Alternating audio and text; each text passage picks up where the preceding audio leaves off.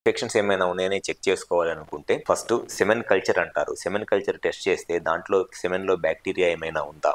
లేదా prostate infections ఏమైనా ఉన్నాయా? సెమినల్ ఇన్ఫెక్షన్స్ ఏమైనా ఉన్నాయా అనేది క్లియర్‌గా తెలిసిద్ది. ఎందుకంటే దాంట్లో బ్యాక్టీరియా ఏమైనా ఉందని చెక్ చేస్తాము. అండ్ దాంతో పాటు అవసరమైతే prostate and seminal vessel scan ఉంటది. ట్రాన్స్‌రెక్టల్ అల్ట్రాసౌండ్ అని.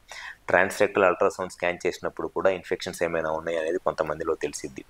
అండ్ దాంతో పాటు పెన్నిస్ పైన ఉన్న స్కిన్ ఏమన్నా ఇన్ఫెక్షన్ ఏమైనా ఉందా? స్కిన్ ఫ్రీగా వెనక్కి వెళ్తుందా లేదా? ఆ గ్లాండ్స్ అనేది సెన్సిటివ్‌గా ఉందా అనేది కూడా చెక్ చేసుకోవాలి. సో, కరెక్ట్‌గా ఈ ప్రీమెచ్యూర్ ఎజాక్యులేషన్‌కి కారణం ఏమిటి? ఇన్ఫెక్షన్స్ ఏమైనా ఉంటే ఆ ఇన్ఫెక్షన్స్ కారణం ఏమిటి? సెక్షువల్‌గా ఎక్కువ మందితో కలుస్తున్నారా?